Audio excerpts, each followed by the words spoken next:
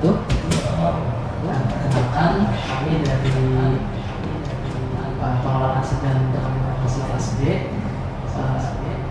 Kami datang sini dengan tujuan untuk memenuhi tugas ujian akhir semester pendidikan Indonesia.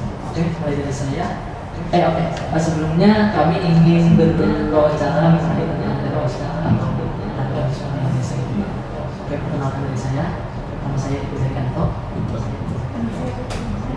Saya Dina Rusdati. Mungkin mulai dari pertanyaan pertama mungkin dari saudara Dina. Sebelumnya dari basic dulu aja ya Pak. Sebenarnya itu apa sih yang dimaksud dengan terorisme sendiri? Banyak dari perspektif sosial. Iya. Jadi, saya kira memang soal definisi ya, soal definisi terorisme itu banyak sekali, mungkin juga di antara para ahli, tapi sangat beda ya, satu dengan yang lain. Tapi sebenarnya yang namanya terorisme itu sangat banyak pilihannya. Ya, dia bisa terkait dengan ekonomi, dia bisa terkait dengan politik, ya kan?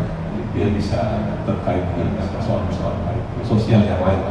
Sosial. Jadi terorisme itu memang di Indonesia, di belakang Indonesia, termasuk yang sangat diantisipasi ya, terutama terorisme yang terkait dengan keagamaan ya, terorisme keagamaan. Bahkan misalnya banyak pakar juga yang menganggap apa yang terjadi di Papua itu bisa didefinisikan sebagai bentuk terorisme ya. Jadi kira-kira kita bisa membayangkan sih kalau ada kegiatan yang dilakukan dalam rangka untuk melawan, merusak kedaulatan sebuah negara, memaksakan sebuah ideologi, memaksakan kehendak politik ya, ada sesuatu yang misalnya tatanan yang sudah apa? Contoh misalnya terorisme yang terjadi di Rusia, terorisme yang terjadi di Suriah, ya kan? Suriah dilakukan oleh kelompok Islam yang beraliran hardliner, beraliran keras begitu ya, untuk misalnya mengembangkan pemerintahan yang besar. Nah, kira-kira gitu ya. Jadi itu kira-kira sedikit gambaran tentang terorisme. Kemudian sebenarnya apa sih yang melatar belakangi dan juga tujuan dari adanya tindakan terorisme itu sendiri? Ya, terorisme itu memang macam-macam ya, tujuan macam. Kita mesti melihatnya dengan hati-hati, kita mesti melihatnya ya dalam konteks, ya kan? Seperti di mana tadi saya memberikan contoh misalnya di Suriah gitu ya, itu tujuannya jelas untuk menggulingkan kekuasaan yang sah, ya, dan misalnya yang dilakukan oleh kelompok jihadis dan kelompok jihadis itu sebenarnya juga dibentuk oleh negara-negara sponsor, ya kan, negara-negara sponsor. Nah, tentu saja dengan mendaya gunakan ide, dengan mendaya gunakan pengaruh, dengan mendaya gunakan ideologi tertentu. Nah, dalam konteks itu misalnya tadi ya Islam, ya kan, garis keras yang sebenarnya di belakangnya juga ada kekuatan-kekuatan yang besar yang mungkin merasa terganggu, mungkin merasa terancam, atau mungkin secara sengaja ingin mengkecilkan sebuah negara karena mungkin perannya sangat karena memiliki peran tertentu di dalam sebuah konteks masyarakat yang lebih luas. Misalnya ambil contoh tadi ya Suriah gitu ya. Itu Suriah mengapa dia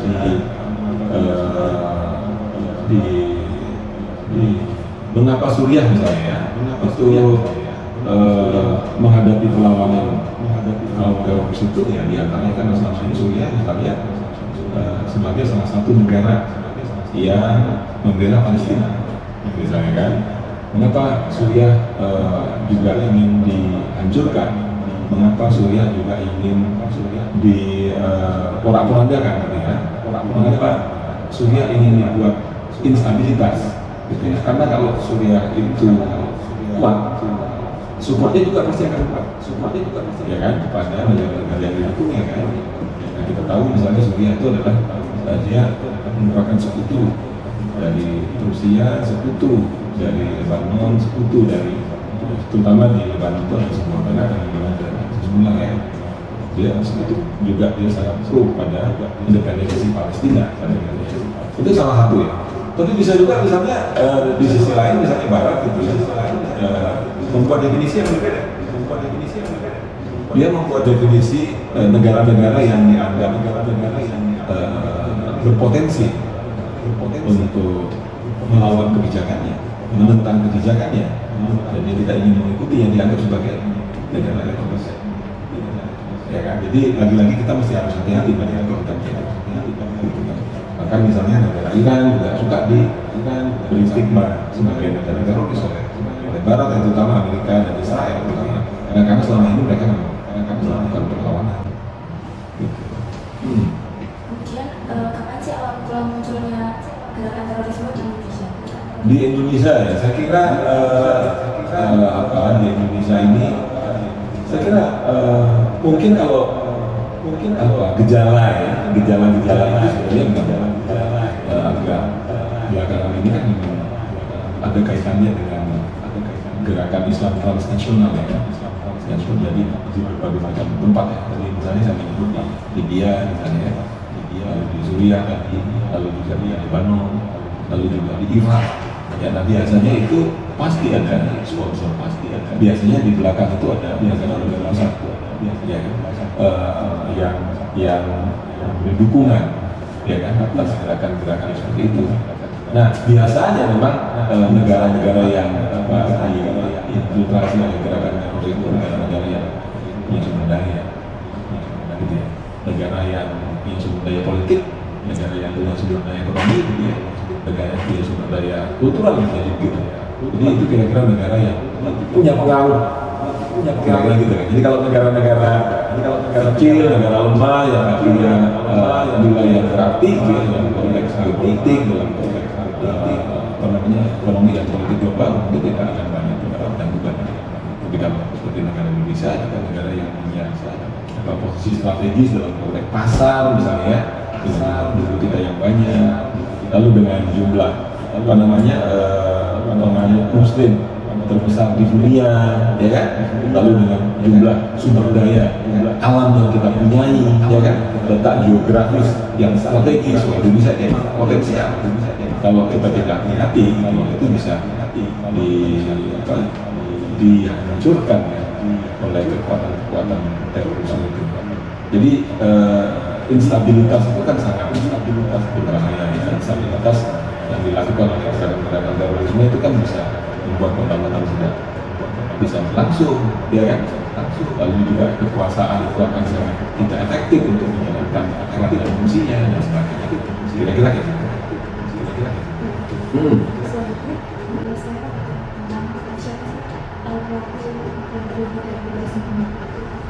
Ya, kalau ini versi kita tahu lah, ya, versi yang sudah kita ketahui itu seperti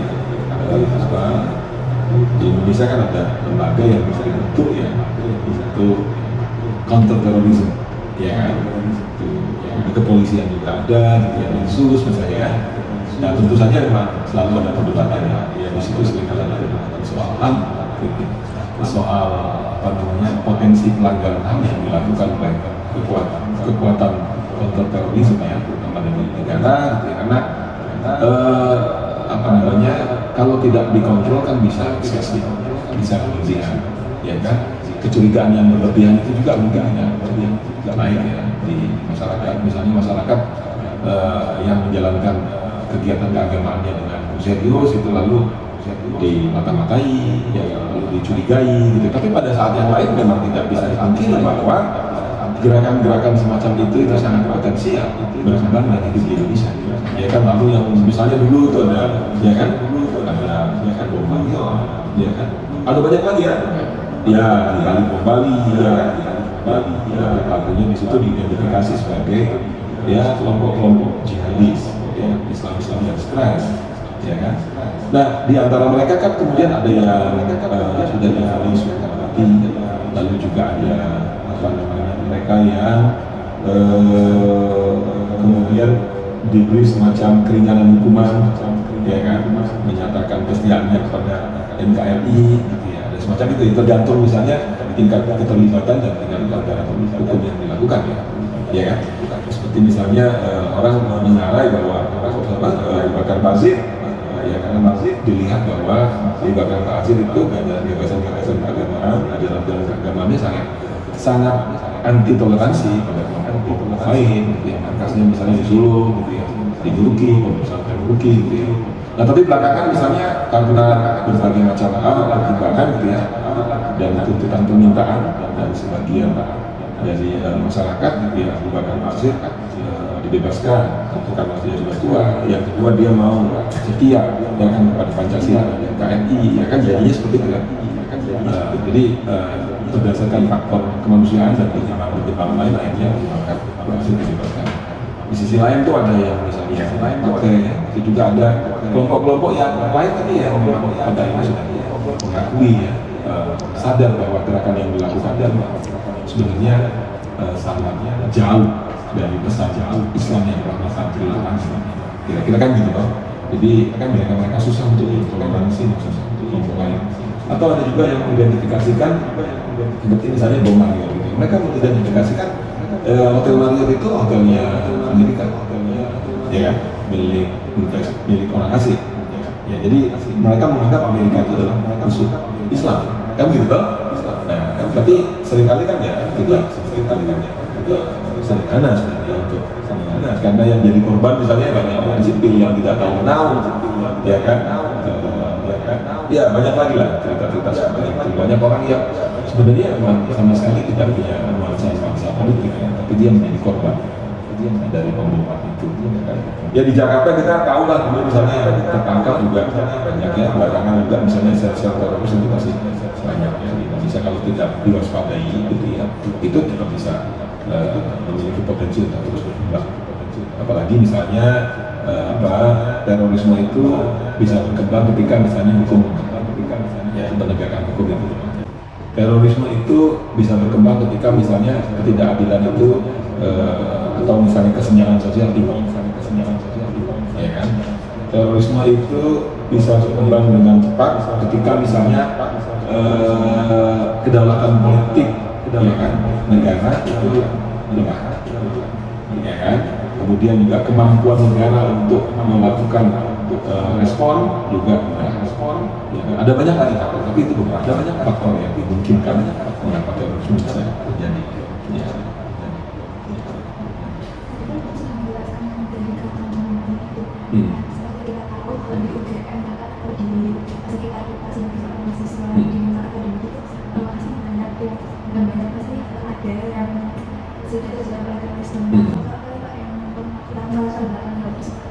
Iya, jadi memang banyak, ya, dari berbagai macam kajian, macam apa namanya, tulisan-tulisan yang ada di jurnal, buku dan sebagainya. Jadi itu memang orang muda untuk tertarik dengan gerakan-gerakan sempalan, gerakan-gerakan teroris itu, ya karena mungkin ada semacam tawaran-tawaran yang mungkin indah, ya kan, misalnya di mana banyak orang Indonesia yang hijrah, ya kan, lalu mereka mengidentifikasi bahwa Indonesia ini bukan negara Islam, ya, Islam ini negara-negara yang dikelola oleh kelompok-kelompok togut, misalnya kan, lalu mereka pindah misalnya itu ke Syria, ya kan. Jadi para teroris itu dengan berbagai macam bujuk lain, dengan berbagai macam trik dan teknik persuasi, ya, tentu saja mungkin persuasi agama, ya, misalnya tadi dengan apa terminologi jihad misalnya kan, yang menggunakan itu pada kelompok Islam tertentu, banyak terjadi pada orang-orang yang terjebak dengan bujuk rayu, ya, ideologi keagamaan. Ya, jadi memang ideologi keagamaan ini memang salah satu faktor, ya, penyebab yang bisa menggiring orang untuk misalnya menjadi pelaku terorisme, ya kan, karena tadi ya agama ini kan selalu berkaitan dengan sesuatu yang suci, ya, divine order, ya, terkait dengan misalnya tadi, ya, ada pahala kalau kita melakukan hal-hal yang dianggap baik, ya, bahkan itu adalah tujuan dari agama. Sehingga banyak orang yang seringkali ya nggak kritis, oh dia tidak mau mencari tahu, oh ini sebenarnya ada pemain besar di belakang ini, misalnya. Mereka nggak mudah untuk bisa menyingkap, ya kan, jejaring-jejaring yang semacam itu yang menggerakkan, ya kan, gerakan-gerakan terorisme itu. Gitu kan. Nah itu hal-hal yang memicu ya terorisme itu. Ya. Jadi saya mengutip dari buku Bapak Ya. berjudul Rentan Radikalisme Ya. Gerakan Ya. Islam. Ya. Ini saya ingin tanya ya, Pak, tentang organisasi Islam. Ya. Mengapa sih organisasi Islam di Indonesia yang dulu pernah dibuatkan oleh NKRI itu mudah mengalami kerentanan akan bahan-bahan terorisme dan radikalisme, dan juga bagaimana pandangan Bapak dengan orang yang terlibat terorisme yang mana mereka itu selalu mengatasnamakan jihad fisabilillah? Ya, itu memang penelitian yang dilakukan sudah cukup lama ya. Itu buku itu memang penelitian yang dilakukan saya bersama beberapa rekan dosen, ya kan, lalu juga beberapa adik-adik mahasiswa yang membantu collecting data ya. Penelitian itu memang dilakukan di Solo waktu itu. Ya. Nah jadi saat itu kita melihat bahwa ada gejala ya di mana yang namanya Islam garis keras itu masuk di sekolah-sekolah. Ya misalnya waktu itu saya agak lupa ya, karena sudah terlalu lama, ada anak SMK atau apa di daerah Solo sana, bahkan Solo sana yang sempat terlibat di dalam gerakan terorisme. Jadi usianya kan masih muda. Ya mungkin dia aktif di masjid, mungkin anak itu rajin mengaji, tapi dia mungkin tidak terlalu paham dengan berbagai macam ideologi-ideologi yang sangat radikal, ya kan, sehingga dia mengikuti dan ya waktu itu tertangkap, gitu kan, tertangkap lalu diinterogasi gitu kan dan sebagainya. Nah dia jadi kira-kira terpapar pada paham-paham itu. Jadi era-era itu era di mana gerakan terorisme di berbagai macam belahan dunia itu memang masih hangat-hangat ya. Walaupun sekarang di beberapa tempat misalnya sudah mulai deradikalisasi, gitu, dihancurkan gitu ya. Tapi upaya untuk terus-menerus menghidupkan itu selalu ada ya dari kelompok-kelompok sponsor. Nah jadi mungkin juga anak-anak yang bisa jadi tidak banyak tahu sebenarnya tentang agama, ya kan, keluarganya bukan keluarga yang bapak ibunya mungkin sibuk, atau mungkin juga ada juga itu kasusnya anak-anak SMA itu adalah anak-anak di usia di mana mereka pengen belajar agama itu lebih dalam, ya kan, melalui misalnya gerakan POHIS, ya kan. Jadi karena itu bagian dari OSIS itu di beberapa tempat itu mereka pengen belajar agama lebih dalam lagi, melebihi apa yang mereka dapatkan di rumah, atau bahkan mungkin di rumah tidak mereka dapatkan, ya kan. Mereka punya kesempatan untuk mengundang, ya kan, tamu-tamu atau mungkin pembicara, ya kan. Nah di dalam memilih pembicara itu bisa jadi memang ada berbagai macam motivasi ya, alasan, bisa jadi alasan soal mencari sponsor, mencari dukungan finansial gitu kan. Nah kebetulan di sisi lain ketemulah dengan gerakan-gerakan keislaman yang juga mungkin dekat afiliasi dengan partai politik tertentu yang memang punya kepentingan untuk mencari dukungan dari anak-anak yang sebentar lagi akan punya usia milih ya. Jadi mereka itu ada di usia untuk bisa memilih ya. Jadi usia 17 tahun kan. Nah itu kan usia-usia untuk bisa memilih orang ya, memilih kandidat DPR ya, memilih presiden, memilih DPRD dan sebagainya kan di usia-usia itu. Nah mereka melihat itu kelompok potensial. Nah sementara di sisi lain misalnya bisa juga di rumah itu anak-anak yang misalnya mengalami komunikasi yang kurang hangat kan. Di rumah ada banyak orang yang kecewa ya, berkali-kali hidupnya penuh dengan kegagalan, ya kan, mau cari pekerjaan kok nggak diterima di mana-mana, melamar satu tempat ditolak, melamar di tempat lain ditolak, gitu kan. Juga mungkin mereka berusaha untuk mengakses sesuatu tapi juga banyak mengalami kegagalan. Jadi hidupnya itu penuh dengan kegagalan. Nah sehingga orang-orang semacam itu tuh rentan. Nah ketemulah orang yang mungkin dengan menggunakan bahasa agama, ya kan, memberi support, memberi atensi, ya kan, memberi perhatian, ya lalu dia gampang sekali tertarik. Nah itu misalnya banyak sekali itu yang kemudian dia merasa, oh ini orang kok bisa berempati dengan saya, sementara selama ini ya kan saya mencari orang yang berempati dengan kesulitan saya nggak pernah ada. Ada orang yang bisa berempati dengan saya, bahkan misalnya memberi support lebih jauh kan gitu ya, dan sebagainya. Jadi orang-orang yang semacam itu rentan. Jadi itu ya. Lalu kesadaran keagamaan yang rendah. Ya, yang namanya agama ini kan sebenarnya terorisme itu kan bukan hanya terjadi pada Islam, ya, itu bisa terjadi pada kelompok apapun, ya, kelompok agama apapun, bahkan mungkin juga bisa jadi kelompok yang basis ideologinya bukan agama juga, bisa, ya kan, misalnya kan gitu. Bagaimana misalnya gerakan yang terjadi di Amerika Latin misalnya, itu juga mereka misalnya melakukan perlawanan karena kolonialisme, bisa juga seperti itu ya. Jadi kolonialisme misalnya Amerika ya, terhadap beberapa negara Amerika Latin ya, mereka melakukan perlawanan. Itu misalnya ada tokoh yang sangat keren namanya Che Guevara itu ya, negaranya itu mengalami penindasan lama di bawah penjajahan Amerika. Nah, mereka melakukan revolusi, melawan ya kan, dengan cara misalnya dia melawan Amerika itu.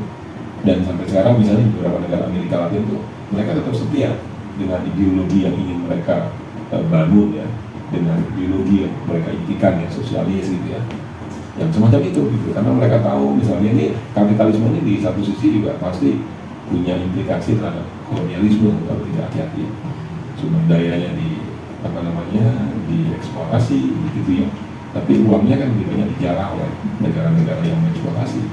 Seperti Suriah misalnya sekarang, dia sebagai sebuah negara yang merdeka, tapi sumber daya alamnya, minyaknya itu dijaga oleh Amerika, ya kan? Bahkan sampai sekarang misalnya dia berteriak di PBB sekalipun itu tidak efektif, karena kita tahu di PBB lagi-lagi ya kan dikuasai oleh negara-negara Amerika, Eropa gitu ya. Jadi dia berteriak seperti apapun gitu ya, ya nggak cukup signifikan. Nah, ya kan, ya hanya didukung oleh Cina, didukung oleh ya kan Rusia gitu ya. Mereka pada akhirnya lebih percaya dengan Cina dan Rusia ketimbang misalnya Amerika, karena sudah mengalami kolonialisme yang lama. Nah, itu beberapa penyebab ya mengapa kemudian cara pandang radikal yang bisa menjurus pada terorisme itu bisa berkembang. Jadi tadi karena kesadaran yang rendah, ya juga misalnya karena negara mungkin juga bisa jadi memang negara perhatiannya sangat negara perhatiannya sangat lemah ya. Negara sangat lemah karena bisa jadi negara sibuk untuk menjalankan berbagai macam program-program ekonomi sehingga misalnya melupakan ya persoalan-persoalan semacam itu. Atau mungkin tadi ya karena mungkin gitu ya diskrepansi atau kesenjangan sosial itu cukup tinggi ya kan, sehingga misalnya ideologi apapun termasuk ideologi keagamaan yang ditawarkan di masyarakat itu bisa jadi laris gitu ya kan, sama seperti ini ada Imam Mahdi nih yang bakal membebaskan kita kan gitu loh, orang malah berduyun-duyun mengikuti itu ya kan gitu. Jadi di Solo beberapa SMA kita melihat tuh indikasi semacam itu memang ditemukan ya, misalnya mereka nggak sadar misalnya cara pandang keagamaan yang mereka pelajari itu adalah cara pandang keagamaan yang agak sulit untuk bertoleransi dengan kelompok lain, mengklaim kelompoknya atau pandangannya paling benar dibanding yang lain ya, dan itu kita bisa lacak sebenarnya ideologi keagamaannya itu dari aliran keagamaan yang seperti apa ya kan. Nah, itu dulu berkembang di beberapa sekolah ya. Nah, kita nggak tahu karena kita itu penelitian sudah beberapa tahun yang lalu kan, apakah perkembangan semacam itu masih terus berlangsung. Tapi ada beberapa SMA yang kemudian sadar dan kemudian mereka mencoba untuk mengintervensi tadi ya, mengintervensi rohisnya misalnya kan. Jadi kalau di sekolah-sekolah di SMA itu kelompok-kelompok Islam garis keras, pandangan-pandangan Islam garis keras itu masuk lewat rohis, kebanyakan gitu. Dan di rohis itu kan memang kontrol atau pendampingannya lemah. Tapi di sisi lain juga bisa muncul dari guru SMA yang sudah lebih dulu terpapar. Ya, itu terjadi itu. Jadi kebetulan memang terutama guru-guru yang punya latar belakang eksak, ya mereka kan tidak pernah belajar kajian ideologi secara kritis gitu. Mereka mungkin belajar ilmu alam, matematika, ya kan, benar salah itu sesuatu yang sangat jelas dalam konteks ilmu alam, tapi dalam konteks ilmu sosial kan tidak mudah ya. Ya kan, seperti mahasiswa itu kalau misalnya mahasiswa baru itu pertanyaan selalu, kalau gitu yang benar yang mana ya kan gitu. Jadi mereka membayangkan sebagaimana orang-orang yang belajar ilmu alam, yang gampang untuk mencari itu yang benar yang mana, yang salah yang mana gitu. Nah realitas kan tidak selalu hitam putih gitu kan. Alam kenyataan itu ya ada yang abu-abu. Ya abu-abu itu mungkin ya tadi ya menuju ke hitam atau menuju ke putih gitu kan. Atau tadi ada yang selalu berusaha untuk menyeimbangkan posisi supaya tetap berada di tengah, yang jadi tidak terlalu radikal.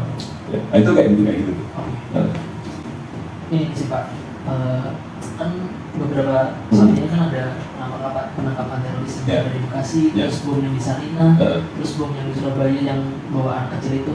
Nah, ketika ada kejadian terorisme itu, selalu ada narasi di masyarakat yang mengatakan bahwa wah kejadian terorisme ini itu untuk menutupi sebuah kasus di Indonesia. Itu tanggapan Bapak gimana? Ya, saya kira mungkin ya bisa beberapa kemungkinan ya bahwa itu dipakai sebagai alat untuk menutupi kasus-kasus besar yang sedang terjadi di negara, di masyarakat itu sangat bisa saja dilakukan. Ya, jadi itu sama dengan untuk mencari kambing hitam misalnya, atau menjadikannya kan isu-isu semacam itu sebagai kambing hitam, sebagai cara untuk eskapis ya. Jadi menjauh dari persoalan yang sebenarnya, misalnya bisa aja. Tapi di sisi lain juga kan tetap kita harus melihat dengan berbagai macam sisi ya. Ya mungkin ada sisi politik ya, penguasa yang mungkin sengaja menjadikan itu sebagai ya kan sarana untuk menutupi ketidakbecusannya di dalam menangani berbagai macam kasus, misalnya kasus korupsi atau mungkin skandal-skandal politik yang sedang terjadi di pemerintahan, ya kan bisa jadi kan. Tapi di sisi lain bahwa ya tadi terorisme itu sangat mungkin memang berkembang di masyarakat, ya kan, karena memang potensi-potensi pemicunya itu kan selalu ada di masyarakat. Kesenjangan ada di masyarakat, ya kan, kesulitan hidup secara ekonomi gitu ya, itu dirasakan banyak orang sekarang, ya nggak, kesulitan orang untuk mencari lapangan kerja gitu ya baru misalnya itu nyata gitu, ya kan. Jadi angka pengangguran juga tinggi misalnya kan, gitu. Nah sementara di sisi lain kita juga tahu bahwa di Indonesia ini kan sistem politik atau demokrasi kita adalah demokrasi elektoral, ya, demokrasi yang berbiaya mahal.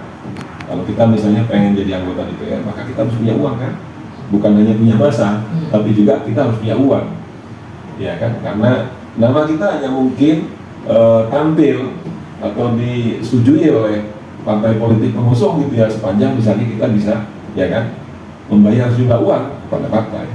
Kecuali kalau partai-partai baru kan dia belum banyak pilihan tokoh ya, gitu. Jadi harganya mungkin masih murah, gitu ya. Dulu pernah ada ide misalnya model pemimpin yang tidak harus model pemimpinan yang mandiri ya. Nah tapi itu nggak bisa terlaksana gitu, karena infrastrukturnya tidak memungkinkan. Kalau misalnya dia dapat dukungan rakyat ya, dapat dukungan suara yang besar gitu ya, itu lalu nanti pasti di sidang atau mungkin di dalam proses ya kan berpolitik di kantor DPR atau DPRD gitu ya, dia akan sangat sulit untuk mendapat dukungan dari partai politik. Makanya sekarang adalah era politik kan yang banyak berkuasa secara politik. Nah di sisi lain politik kita tuh politik yang mahal. Nah seringkali karena kepentingan politik gitu, kelompok-kelompok garis keras tadi juga, ya kan, itu memang dibutuhkan oleh, ya kan, partai politik tertentu untuk mendulang massa, ya kan, karena kan jumlah suara, bukan kualitas loh. Kita sekarang kan orang menang atau tidak ya tergantung jumlah suaranya kan, itu. Jadi itu juga misalnya bisa menjadi penyebab, ya kan. Nah, cuman ya kita tahu lah ya partai-partai yang misalnya selama ini dekat sekali dengan kelompok-kelompok garis keras misalnya kan, walaupun misalnya partai itu juga misalnya juga sudah mengalami proses dialektika, mengalami evolusi gitu, tapi masih banyak orang yang sebenarnya melihat bahwa potensi-potensi radikalitas ya yang diajarkan gitu ya kepada masyarakat itu masih kuat gitu, ya kan. meskipun lagi-lagi memang di level politik kita nggak bisa menghilangkan sama sekali itu. Paling mungkin negara paling tidak tadi ya dengan kekuasaan yang dimiliki gitu ya bisa mengeluarkan aturan-aturan yang melarang gitu ya kelompok-kelompok tertentu gitu ya yang jelas-jelas itu kira-kira meresahkan kehidupan masyarakat. Dan tentu saja itu juga harus dengan konsensus, harus dengan persetujuan. Ya nggak bisa negara itu juga jalan sendiri, dia harus ada dukungan politik. Ya, karena ini memang bagaimanapun juga kan negara itu kan isinya memang politik. Ya kan, jadi memang tidak ada sesuatu yang sepenuhnya ideal. Gitu ya. Ideal itu mungkin ya susah kita membayangkan sesuatu bisa ideal ya karena masing-masing partai politik itu punya agenda. Ya bisa hidup, dia bisa berkembang ya kalau ada modal, kalau ada uang. Ya nggak mungkin partai politik itu ya kan bisa berkembang, bisa hidup, ya bisa dikenal, bisa diakui tanpa ada dukungan ekonomi.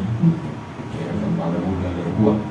Ya, jadi dia membutuhkan modal uang, modal jaminan, ya kan, lalu juga tentu saja modal-modal politik ya, kultural yang lain. Oke, ini mungkin pertanyaan terakhir. Iya. Iya. Oke. Di dalam buku Bapak tadi, di dalam buku Bapak saya baca di halaman 27 sampai 28 itu menyebutkan bahwa kejadian bom Bali itu kan sesudah reformasi. Nah, dan salah satu jaringannya itu salah satunya Abu Bakar dari Abu Bakar Ba'asyir ya. Abu Bakar Ba'asyir. Nah, itu tuh di salah satu narasi di buku Bapak itu menyebutkan bahwa ketika pada zaman masa Orde Baru kegiatan maksudnya bibit-bibit terorisme atau radikalisme itu tidak berkembang atau ditekan, itu apa yang dilakukan oleh Presiden Soeharto atau pemerintah Orde Baru untuk menekan itu radikalisme dan terorisme? Nah, sebenarnya dulu juga sempat ada ya, kelompok-kelompok splinter group itu ya.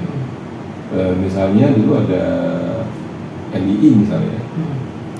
Nah, itu juga hidup zaman itu ya. Tapi dia dipelihara juga oleh Golkar. Jadi itu kan bukan sesuatu yang semuanya bukan sesuatu yang baru sama sekali. Ya kan? Dulu misalnya ada kelompok Amir Biki ya di Jakarta itu lah terkenal dulu ya.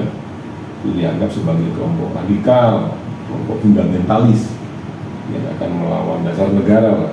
Dasar negara kita kan Pancasila, ya kan? Ketuhanan yang Maha Esa. Tafsirnya kan itu mengakui semua agama yang diakui oleh negara, ya kan? Nah, tapi di sisi lain misalnya mereka menganggap Pancasila ini yang membuat negara kita nggak pernah maju, ya kan? Dulu misalnya ada Piagam Jakarta, tapi janji-janji Piagam Jakarta semuanya belum terrealisasi.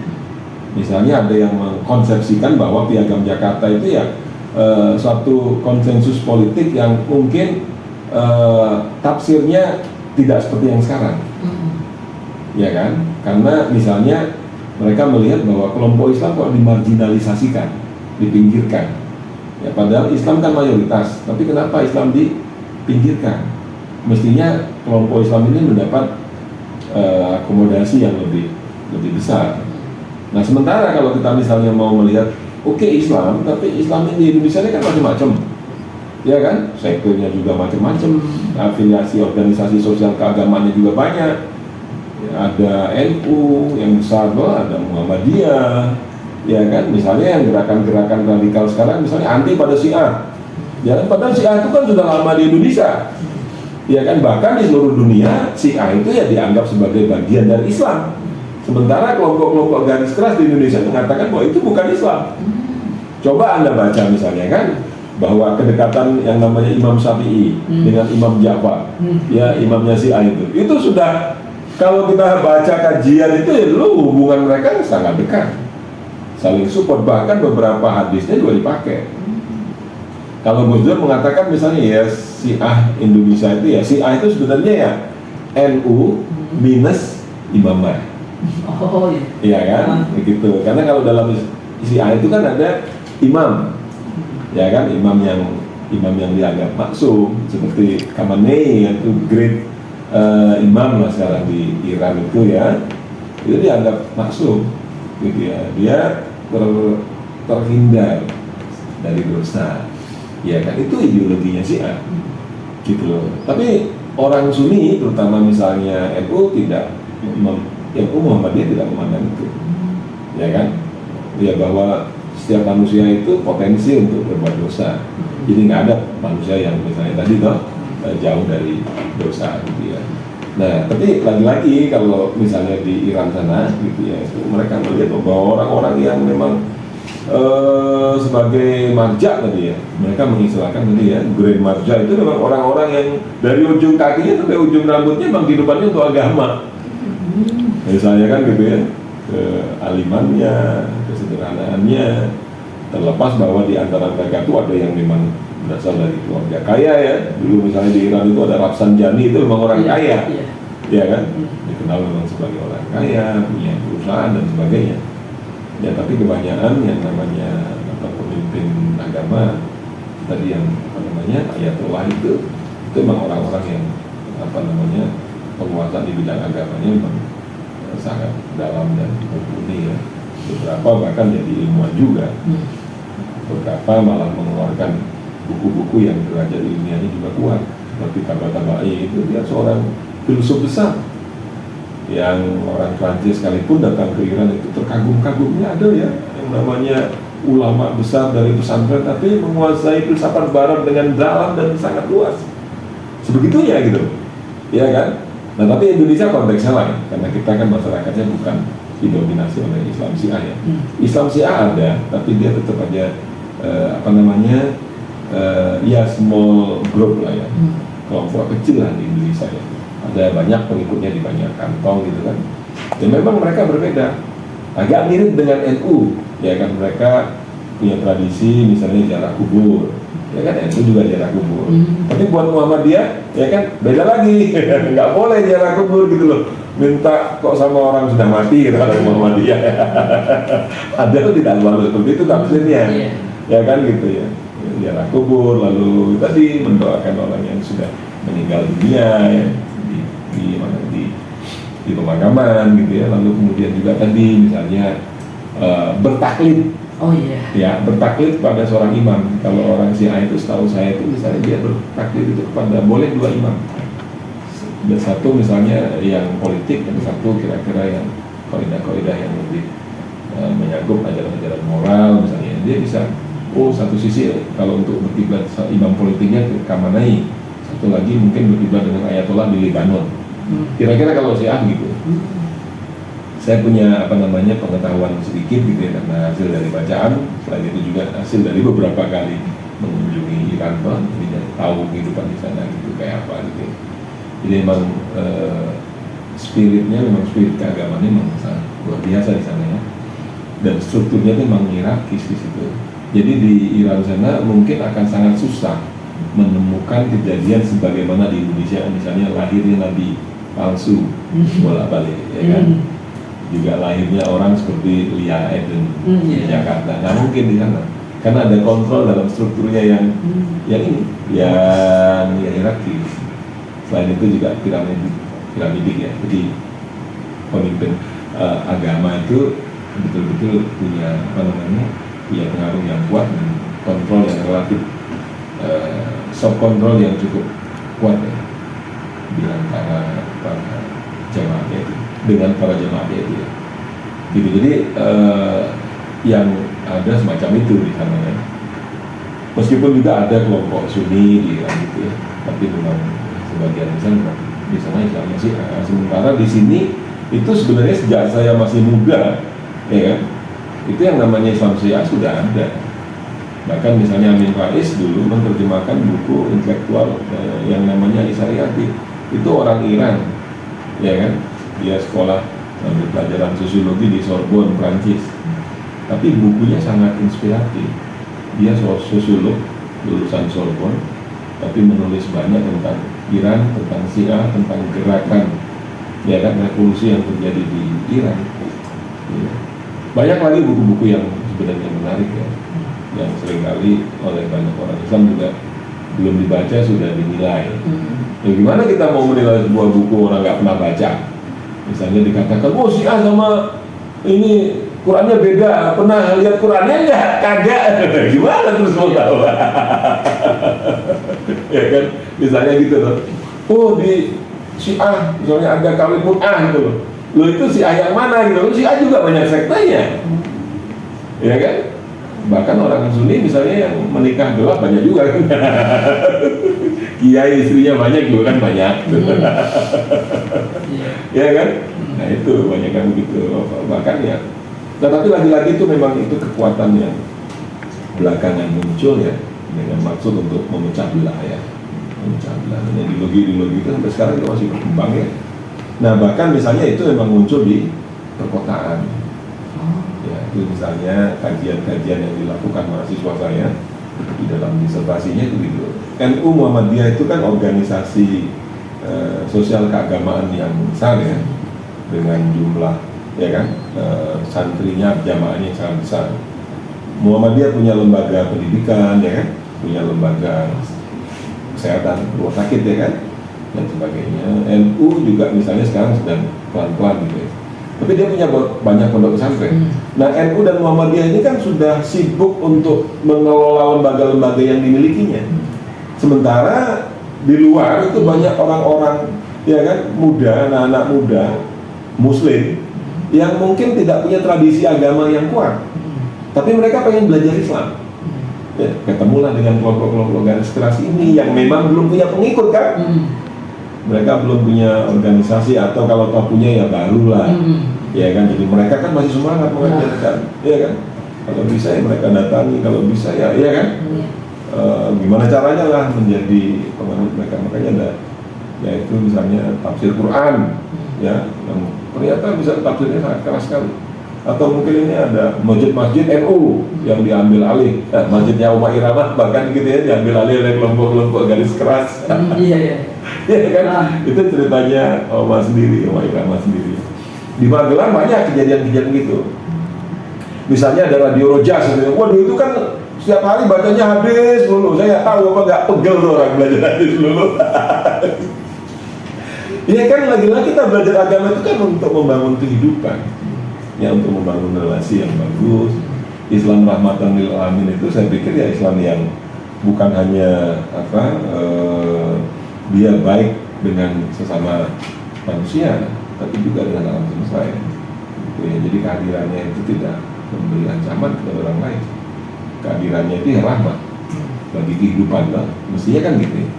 Ya, cuman kan ya ini kalau Islam yang garis keras ini kan dikit-dikit mengkafirkan orang lain.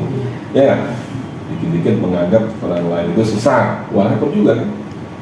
Padahal hak sesat menyesatkan itu kan ada pada Tuhan, mestinya kan gitu toh. Tapi mereka membaca hadis, ini ada hadisnya. Lah iya, itu lagi-lagi kalau soal hadis itu kan hadis itu ya kan perawinya siapa gitu ya, konteks politik historisnya kayak apa misalnya kan gitu.